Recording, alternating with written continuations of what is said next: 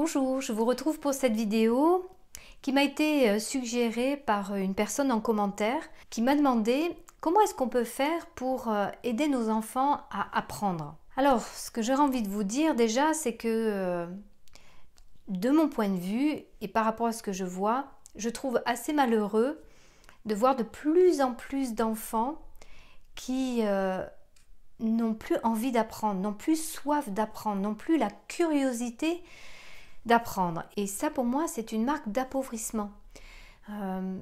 Et surtout, alors que l'enfant, il adore apprendre, il adore découvrir quand il est tout petit, et bien finalement, je me retrouve avec des enfants de 6, 7, 8 ans qui déjà n'ont plus envie, sont pas du tout dans la joie d'apprendre.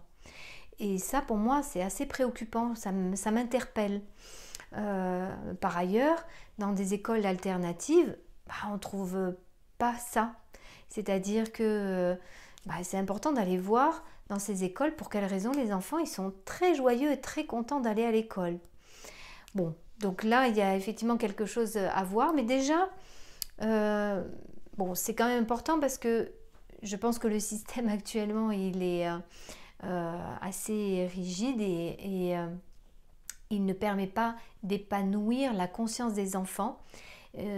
Pour moi, c'est plutôt formater les enfants et ça ne permet pas justement de développer le sens de la créativité, le sens critique des enfants, leur conscience et puis surtout de voir quelle singularité ils sont pour développer en eux leur talent, ce qu'ils sont et ce qu'ils ont au fond d'eux. Donc déjà pour moi, répondre à cette question, ce serait répondre, on revient, vous savez, sur le soi. Le soi, c'est vraiment notre capacité intérieure, on vient avec ça. Et puis après, rappelez-vous, bien, on construit l'ego. Ça, c'est plutôt créé par l'extérieur, c'est-à-dire bien tout le formatage de il faut être comme ci, il faut être comme ça pour réussir matériellement parlant. Mais on ne se préoccupe pas tellement de l'épanouissement intérieur de l'enfant et de ce qu'il est vraiment et de ce qui le fait vibrer vraiment. Non, et on met beaucoup les enfants dans la peur. Ah, si tu fais pas ça, si tu apprends pas ça, eh bien tu pourras pas réussir dans la vie. Et finalement, c'est un peu comme il faut que tu dormes, parce que si tu dors pas, il va y avoir le monstre qui va venir ou le loup.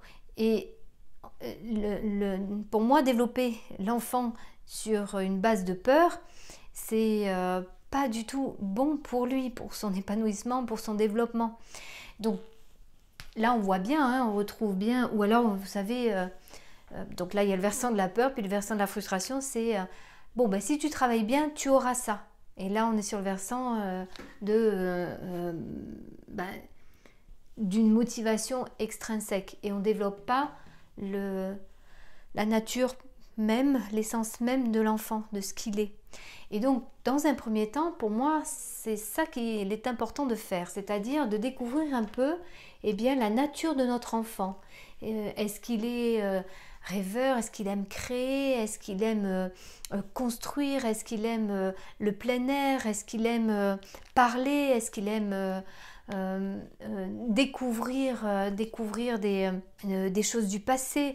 Enfin, de vraiment tester, de voir qu'est-ce qui va faire plaisir à l'enfant quand il a les yeux qui brillent parce que ça lui plaît. Pour moi, permettre à l'enfant d'apprendre et d'apprendre assez facilement, c'est voir ce qui peut justement le faire vibrer. Alors vous allez me dire, oui, mais à l'école, il y a beaucoup de choses qu'on leur apprend et qui les fait plus trop vibrer. C'est un peu vrai. Donc du coup, pour moi, c'est d'essayer, malgré, tant que ça n'a pas changé, tant qu'on n'a pas d'autres écoles plus alternatives qui pourraient permettre de développer la conscience des enfants, c'est quand on doit leur faire des devoirs, par exemple, c'est d'essayer de voir comment ils pourraient apprendre de manière ludique. Et une des manières, il y en a certainement d'autres, mais je vais vous donner celle que il me semble, peut être utile, c'est d'utiliser en fait tous les sens. Donc évidemment le visuel, l'auditif et on va dire le kinesthésique, donc le mouvement, le corps. Et du coup, si l'enfant par exemple a une leçon à apprendre, eh bien utiliser en fait ces trois aspects, c'est-à-dire faire peut-être des schémas, des dessins pour apprendre cette leçon. Au niveau auditif, eh bien, mettre des sons particuliers ou raconter une histoire qui permet justement de s'intéresser à ce qu'on est en train de raconter. Et puis dans le kinesthésique, eh bien, c'est de mettre en mouvement, de faire des mouvements, c'est-à-dire presque, j'ai envie de dire presque théâtral.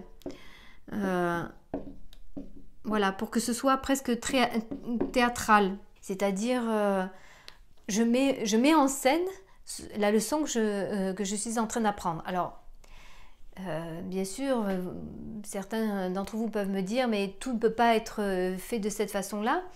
Eh bien, si on regarde bien, si on essaie d'être créatif, et d'ailleurs on peut mettre à contribution l'enfant en lui disant, bon, bah alors comment tu verrais ta leçon, quelle histoire on pourrait raconter, comment on pourrait la mettre en scène. Et si vous voulez, cet aspect ludique d'apprendre quelque chose qui n'est pas forcément, va beaucoup plus inciter l'enfant. Et puis en plus, ça peut lui permettre de bouger parce que je reçois souvent des parents avec des enfants qui n'arrivent pas à rester concentrés sur leur bureau et ils sont tout le temps en train de bouger, ils ont besoin de... là au moins, vous permettez à l'enfant d'apprendre en bougeant et peut-être que ça pourrait correspondre à la manière dont votre enfant pourrait apprendre. Et puis, pour vous en tant que parent, eh bien, je vous invite à faire attention à ne pas être trop justement dans l'ego qui a peur en tant que parent. Souvent, on est inquiet, on a peur que notre enfant ne réussisse pas ou ne fasse pas quelque chose qui va lui permettre de réussir dans sa vie. Et le problème de ça, c'est que si on est dans la peur, je vous fais juste un petit rappel des colonnes de Beck. Donc, situation, émotion, pensée, comportement. Si ici, par rapport à la situation de mon enfant, eh bien, je suis ici dans l'inquiétude, dans la peur, donc l'inquiétude de ne pas le voir réussir, eh bien, rappelez-vous, mon émotion va entraîner mon comportement, c'est-à-dire que je vais agir sur mon enfant pour l'obliger à faire certaines choses pour finalement que ça calme mon inquiétude. Et donc, en fait, je demande à mon enfant de régler une inquiétude alors que cette inquiétude ne vient pas de mon enfant. Elle vient de ce que je me dis ici à propos de mon enfant et d'école. Si ici, j'ai beaucoup d'exigences et beaucoup de peur, eh bien ici, je vais être effectivement dans des inquiétudes ou dans des frustrations s'il s'agit des exigences. Et du coup, mon comportement, ça va être trop d'être dans le contrôle en fait. Dans le contrôle de mon enfant pour qu'il fasse absolument comme je le souhaite pour calmer mon inquiétude ou ma frustration. Et c'est là où on voit des conflits parce que en fait on ne tient pas suffisamment compte de l'enfant, de ce qu'il est. Si justement il a besoin de bouger, s'il a besoin de comprendre d'une autre façon que de la manière dont on souhaiterait lui faire comprendre, c'est sûr que ça risque d'être très conflictuel. Pour moi, vous savez, ici, on construit le mental bien formaté du « il faut, ça doit ». Là, on est plutôt dans la conscience. Et pour moi, permettre à un enfant d'apprendre et de rester dans cette curiosité naturelle qu'il a dès le départ, c'est lui permettre justement de développer cette conscience-là et non pas de le formater à comment il doit être. Donc au maximum, comment je peux développer sa conscience? Comment je peux développer sa curiosité d'apprendre, d'aller découvrir comment les choses fonctionnent et en étant moi-même un modèle par rapport à ça, c'est-à-dire comment est-ce que le cycle de l'eau fonctionne, comment les étoiles sont dans l'univers, comment la vie sur Terre s'est créée, et de donner envie à l'enfant, parce que soi-même, on est dans cette curiosité. Rappelez-vous que les enfants, ils apprennent aussi en fonction de ce que l'on montre en tant que parent. Donc si on montre qu'on n'est pas intéressé, qu'on n'est intéressé par rien, qu'on souhaite que les choses soient rapides, faciles et on ne cherche pas à comprendre, c'est sûr que l'enfant il ne va pas avoir envie lui-même de chercher à comprendre.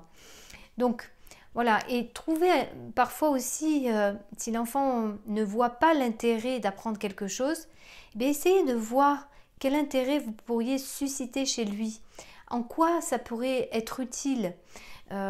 Parfois des enfants me disent mais on apprend des choses, ça sert à rien, on ne s'en servira pas de toute façon dans notre vie. Alors moi ce que j'essaie de leur expliquer c'est que peut-être qu'ils ne voient pas l'intérêt là, mais même si peut-être ça ne leur servira pas dans leur vie future, d'abord ils ne savent pas, et puis ensuite, bon d'accord, mais en quoi ça pourrait être utile maintenant à justement développer une manière de penser, une curiosité qui après dans la vie permet par exemple de trouver des solutions par soi-même. Donc c'est pas tant j'apprends ça et je vois pas l'intérêt, c'est finalement d'apprendre ça même si je ne m'en sers pas, ça peut toujours m'apporter quelque chose. Et donc toujours de l'envisager de cette façon-là pour donner l'intérêt à l'enfant d'apprendre quelque chose qui en apparence n'en aurait pas.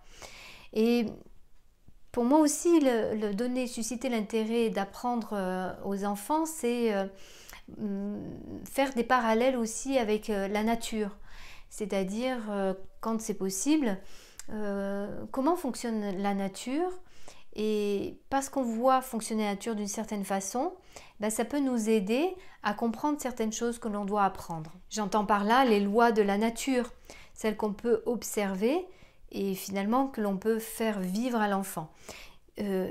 Autre chose importante aussi, c'est de permettre à l'enfant d'expérimenter. C'est pour ça que je disais que c'est bien de mettre à contribution les sens en soi, parce que l'expérience nous permet de mieux apprendre et de mieux intégrer les choses.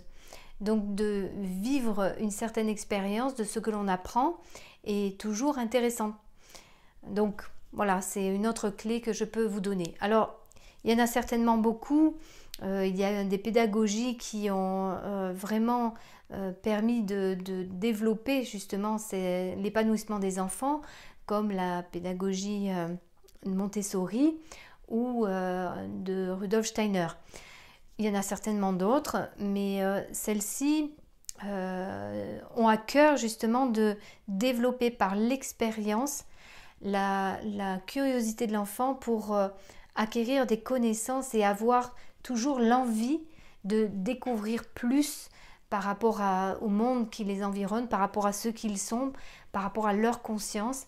Et là, vraiment, les enfants sont complètement épanouis et ont toujours le désir d'apprendre et de connaître, de savoir toujours plus.